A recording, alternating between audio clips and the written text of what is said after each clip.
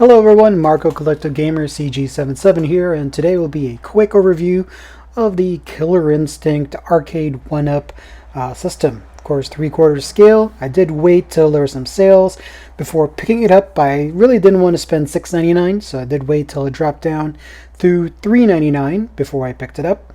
Did of course come with a stool, which I haven't put together quite yet. And right now you're seeing it in my favorite LED coloring, which is red, which kind of matches the motif of the Killer Instinct cabinet. All right, here is one area that I did change. I did notice, of course, it's still the stock Arcade1up clone buttons. Still very mushy. It's definitely very serviceable. I do recommend, as much as possible, at least change the buttons, which is what I've done for most of my fighting game cabinets. So these are the Sanwa. There's definitely a difference in the feel and the sound versus there's definitely less mush. I did notice that the joystick itself does feel very different, even in comparison to the joystick for the Big Blue. This, I think, has a lighter spring, and I actually do like the spring that they used here for the Killer Instinct. And with that out of the way, the first game on this overview is, of course, Killer Instinct, the seminal title, which was released in November 28 of 1994 in the arcades. Then we're seeing a release in Super Nintendo in 95, also the Game Boy in 95, and of course a brand new version in 2013, along with the Classic Edition on the Xbox Network on 2013 as well. Originally developed by Rare, published by Midway, and of course Nintendo, with the designers Chris Stamper, Pete Cox for the hardware, Chris Tilson, Mark Bitteridge, Kevin Bayliss, and of course Ken Lobb.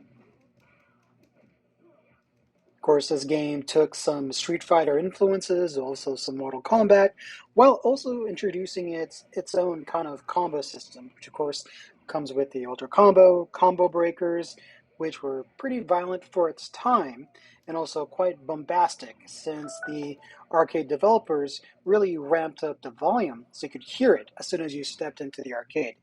This version of it is very well done. It feels just about right.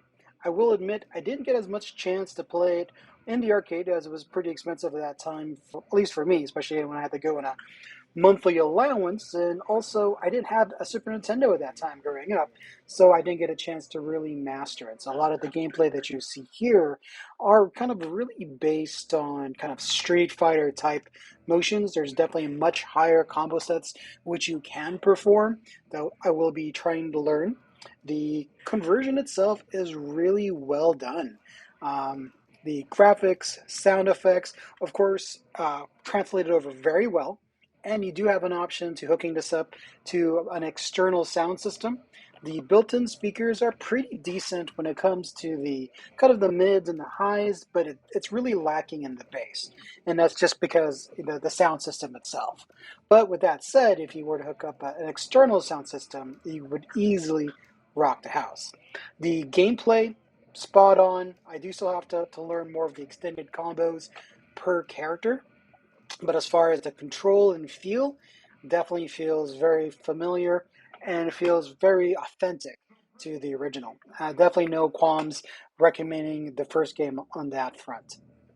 Of course, after the third character, that's usually when the difficulty, both at the arcade level, and of course, since this is a translation of the arcade, it basically really ramps up. And pretty much I got smashed after the third character. But otherwise, love it. It does sound loud.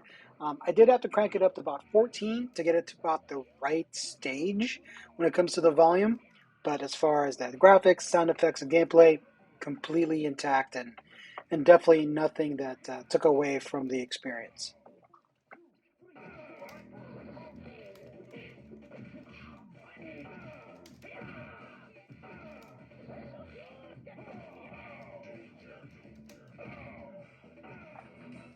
And next up, we've got Killer Instinct 2, which still a decent game, but definitely not as loved by most fans as the original. It was released in 1996 on the Nintendo 64 as a translation. It definitely wasn't arcade perfect.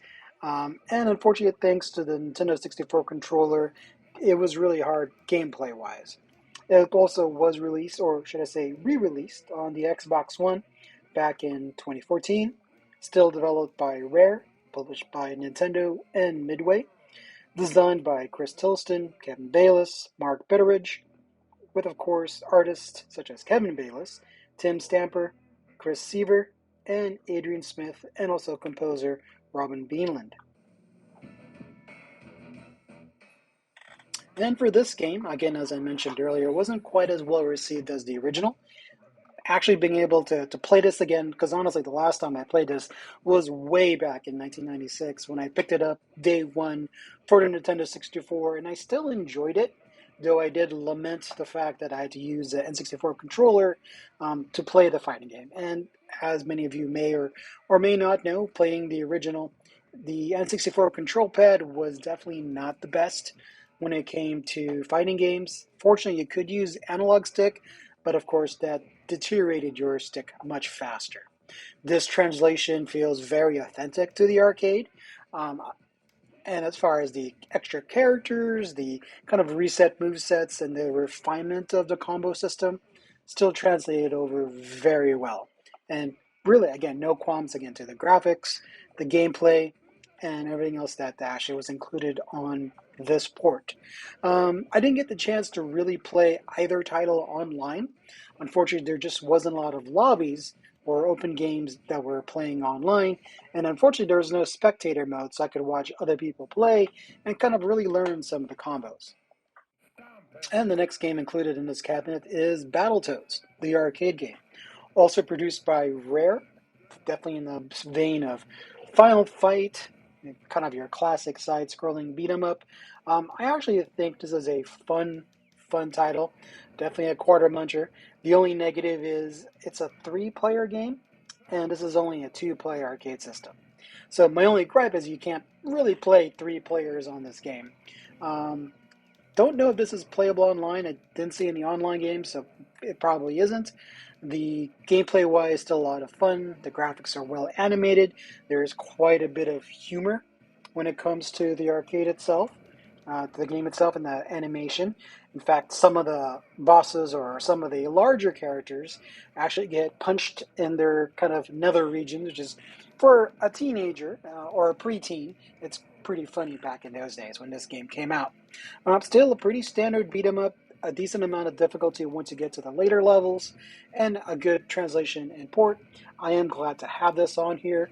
It never honestly received a home port, except for the Rare Replay, which came out on the Xbox. So that was really the only other way you could play this title.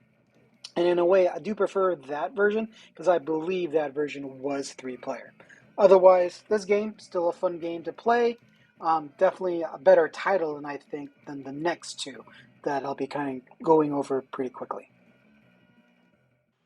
All right, next up are the Battletoads games for the NES, which is the 8-bit version that you see here, also with the Sega Genesis version. Basically, even though the Sega Genesis version is 16-bit, it isn't that huge of a graphical upgrade. And I can sort of see why they released the Genesis version, only because the Super Nintendo version of Battletoads was actually really well done and looks pretty similar to the arcade system.